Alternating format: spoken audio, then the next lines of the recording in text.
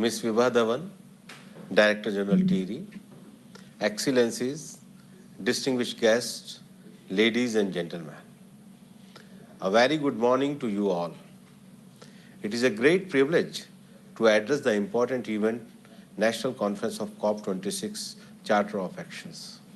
I am happy to see the Energy and Resource Institute, popularly named as a TERI, work in preparing for COP26 Charter of Action. The document has taken a holistic approach touching upon issues closely aligned with India's priority areas, including on issues related to equity, energy, climate finance, adaptation and resilience, business and industry, and clean transport, all of which are important areas of drive climate action as far as India is concerned. I am confident that this initiative will provide direction for charting a course of equitable and sustainable climate action in India and for the world.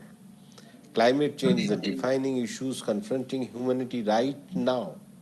The impact of climate change are being felt globally. The need of the hour is a comprehensive set of actions within socio-economic and developmental context to deal with the issue of climate change.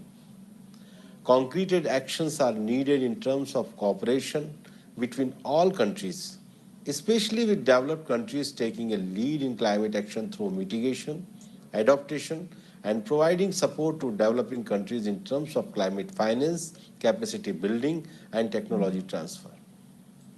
The recently released report by IPCC has sounded alarm bells louder than ever, and it is a clarion call for the developed countries to undertake immediate deep emission cuts.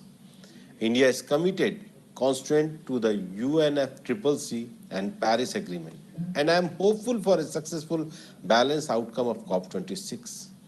India has taken several actions under the visionary leadership of our Honorable Prime Minister Shri Narendra Modi ji to tackle climate change by taking several initiatives including inter alia implementation of National Action Plan on Climate Change, National Adaptation Fund on Climate Change, Pradhan Mantri Ujjwala Yojana, faster adoption and manufacturing of electric vehicle in India scheme, setting up of International Solar Alliance, coalition of our disaster resilience infrastructure, leadership group of industry transition, and putting in place an ambitious national hydrogen mission and continuing effort to decouple its emission from economic growth.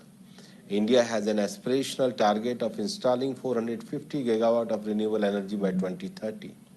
Indian Railways has set a target to becoming net zero carbon emitter by 2030. At the same time, ambitious climate action in developing countries is dependent on enhanced support for developed countries under the Paris Agreement. India has repeatedly called upon the developed countries to fulfill their promise of $100 billion per year goal. In this regard, COP26 should focus on climate finance in scope, scale, and speed, along with development transfer of technologies and capacity building support. Developing countries are highly vulnerable to climate change impacts. India's large population is dependent on climate-sensitive sector for their livelihood. The fight against climate change cannot be undertaken by the government alone. Private sector companies should be encouraged in developing breakthrough technologies and mobilizing finance. Equity and climate justice are touchstone of any global climate response. Mechanisms such as long-term strategies and global stocktake have to duly account for adaptation, finance, technology, and equity consideration. I thank you for your kind attention. Thanks.